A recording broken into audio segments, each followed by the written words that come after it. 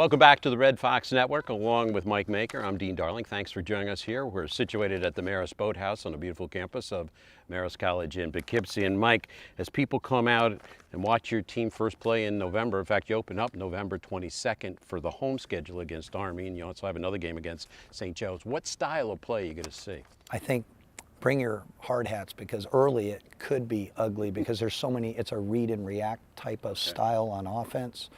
Where everybody has to, it's like synchronized swimming. Everybody has to be on the same page. That takes a while. And I think early we could be thinking and not reacting and playing freely. Our goal is to react and play freely, and for the players to use their individual talents within the system and to play freely within the system and not try to be so rigid and structured. You know, you mentioned West Point as our home opener, and I have such great respect for the academies, you know, being a military brat that I am. My father's a Marine, and I am looking forward to the home opener to be in front of our hungry and passionate fan base and our student body. You're leading right into my next question. How do you see yourself buying in with the Marist community and with the student body? How are you going to interact with them?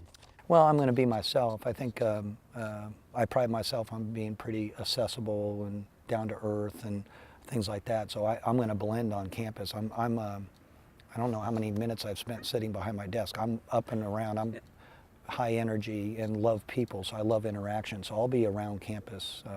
I want to get to know the student body, and I want them to get to know me. But more importantly, I want the student body to get to know our team and rally behind them and feel like they're our student bodies, our teams representing them, right, and our community. So we plan to be very active in our community here in Poughkeepsie. I think there's a lot of projects that we're looking forward to taking on that can continue to send the mission and the message at Marist in regards to community service.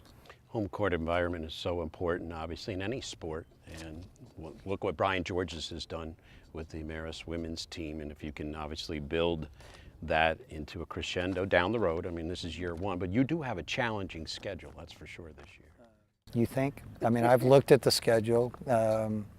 Yeah, I lost my appetite after looking at the schedule. It's certainly challenging, but our focus is going to be on Marist. How can we make our team and our program the best that it can be and represent this great institution the way it deserves to be represented?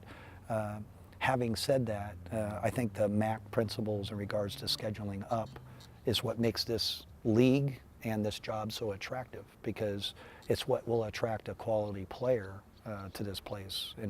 In addition to the quality academics and beautiful campus, is the chance to play up, right, at a Boston College ACC in a highly competitive mid-major tournament like Naples this coming season, or like the Old Spice where I was an assistant at West Virginia. Those kind of opportunities for our players and for our program bring visibility and competitiveness, and we're not going to shy away from that. However, I do recognize the quality of opponent that we're going to be playing, but we're really playing against ourselves in year one. Well, you touched on the MAC before. What's your thoughts on the MAC conference, in conference play? I'm somewhat familiar, but I haven't gone through a season in the MAC, but I have great respect for the conference. I mean, there's at times where you have, you know, a two-bid league and a lot of good players and coaches and passionate support fan bases. And you know, I coached in the Missouri Valley. It reminds me a little bit of the Missouri Valley in that regard.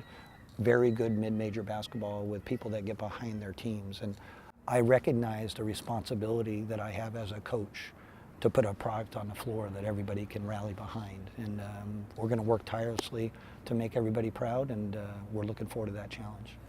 What are you looking forward to most?